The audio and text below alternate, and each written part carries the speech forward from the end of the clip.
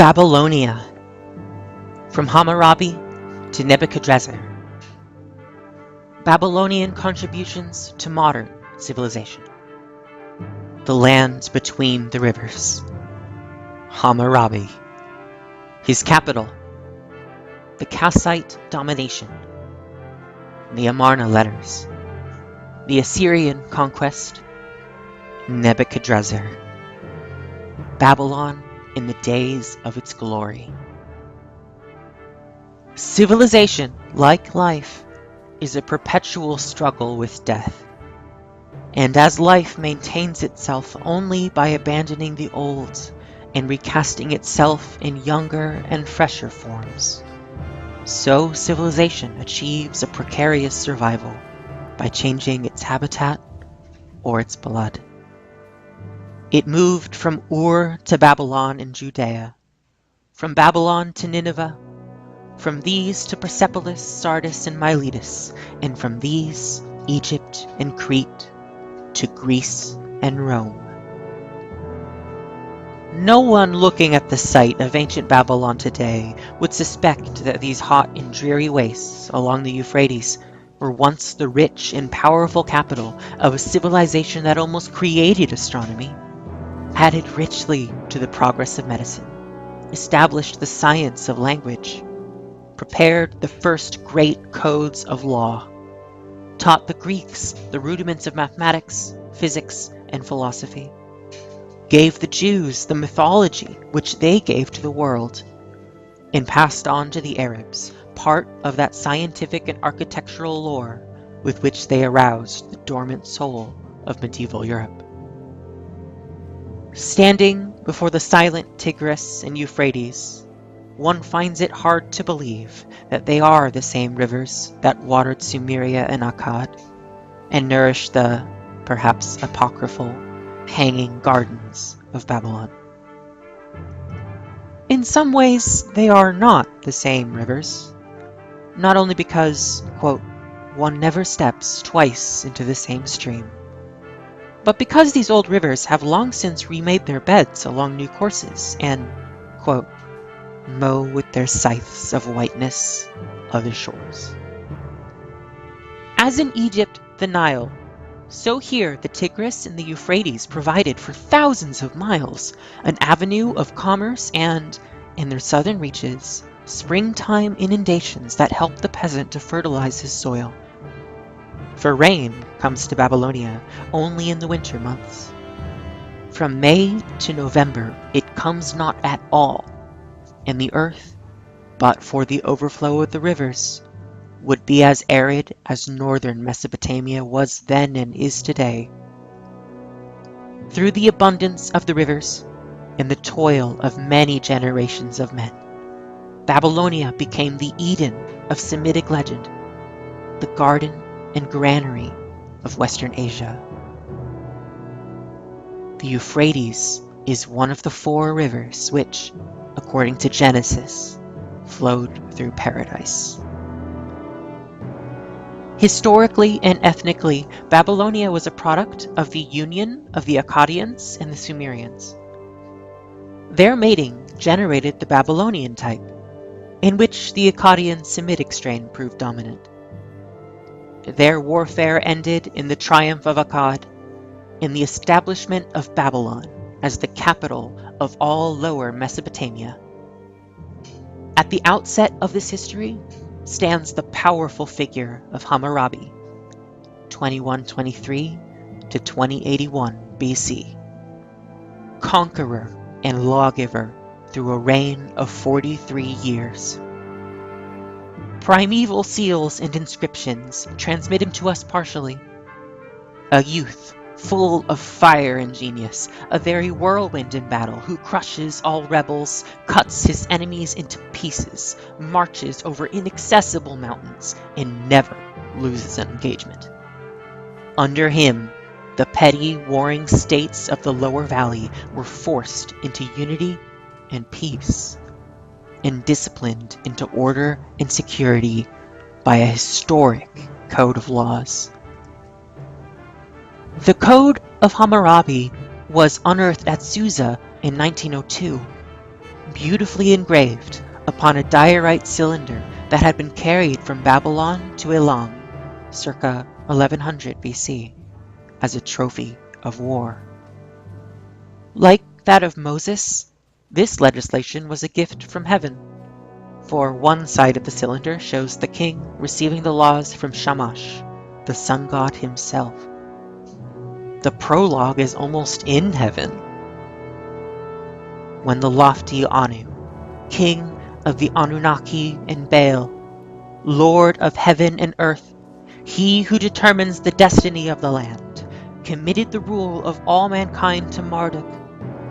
When they pronounced the lofty name of Babylon, when they made it famous among the quarters of the world, and in its midst established an everlasting kingdom whose foundations were firm as heaven and earth, at that time Anu and Baal called me, Hammurabi, the exalted prince, the worshipper of the gods, to cause justice to prevail in the land, to destroy the wicked and the evil, to prevent the strong from oppressing the weak, to enlighten the land, and to further the welfare of the people.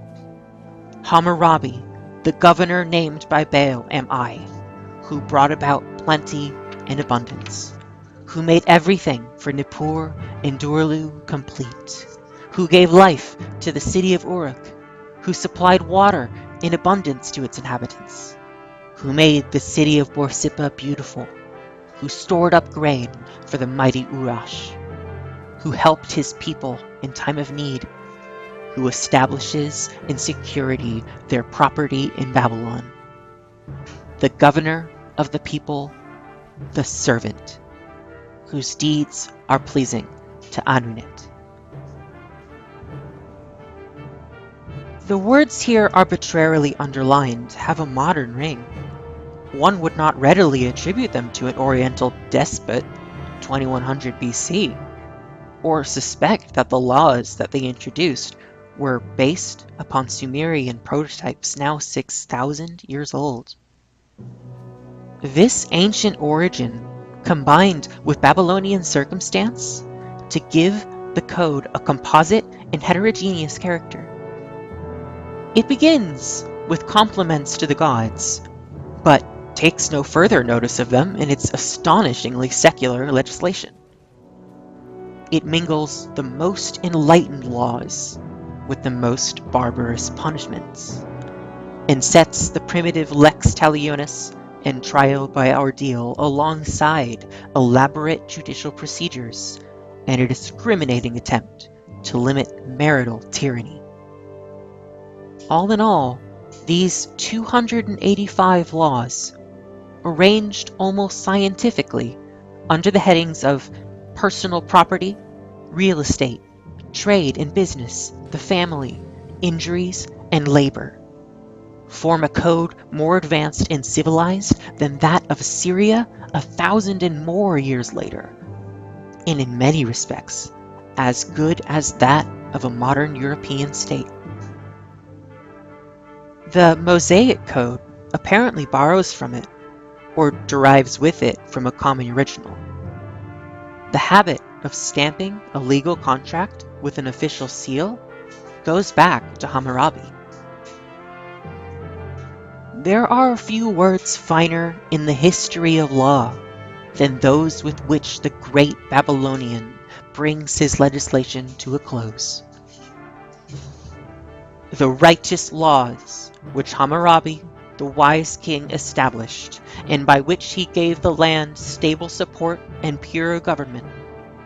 I am the guardian governor.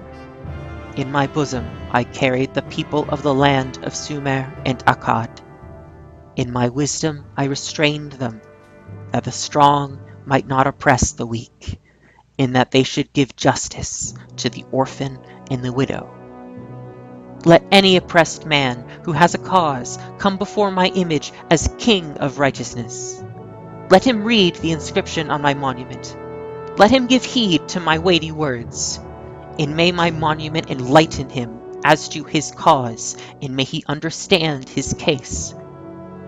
May he set his heart at ease, exclaiming, Hammurabi indeed, is a ruler who is like a real father to his people.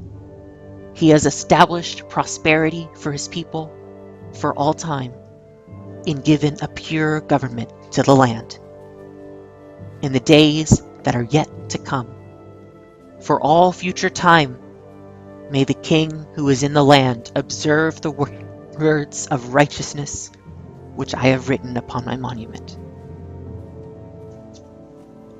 This unifying legislation was but one of Hammurabi's accomplishments. At his command, a great canal was dug between Kish and the Persian Gulf, thereby irrigating a large area of land and protecting the cities of the south from the destructive floods which the Tigris had been wont to visit upon them. In another inscription, which has found its devious way from his time to ours, he tells us proudly how he gave water, that noble and unappreciated commonplace, which was once a luxury, security, and government to many tribes. Even through the boasting, an honest mannerism of the Orient, we hear the voice of statesmanship. When Anu and Enlil, the gods of Uruk and Nippur, gave me the lands of Sumer and Akkad to rule, and they entrusted this scepter to me, I dug the canal Hammurabi Nukushnishni, Hammurabi the abundance of the people, which bringeth copious water to the land of Sumer and Akkad. Its banks on both sides I turned into cultivated ground. I heaped up piles of grain. I provided unfailing water for the lands. The scattered people I gathered. With pasturage and water I provided them. I pastured them with abundance and settled them in peaceful dwellings. Despite the secular quality of his laws, Hammurabi was clever enough to gild his authority with the approval of the gods. He built temples as well as forts, and coddled the clergy by constructing at Babylon a gigantic sanctuary for Marduk and his wife, the national deities, and a massive granary to store up wheat for gods and priests. These and similar gifts were an astute investment from which he expected steady returns in the awed obedience of the people.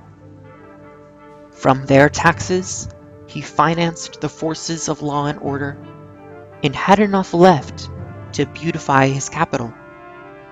Palaces and temples rose on every hand.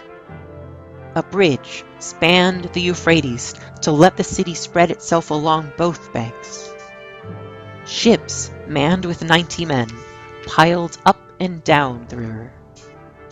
2,000 years before Christ, Babylon was already one of the richest cities that history had yet known. Quote, "In all essentials, Babylon, in the time of Hammurabi and even earlier, had reached a pitch of material civilization which has never since been surpassed in Asia." Christopher Dawson, Enquiries into Religion and Culture.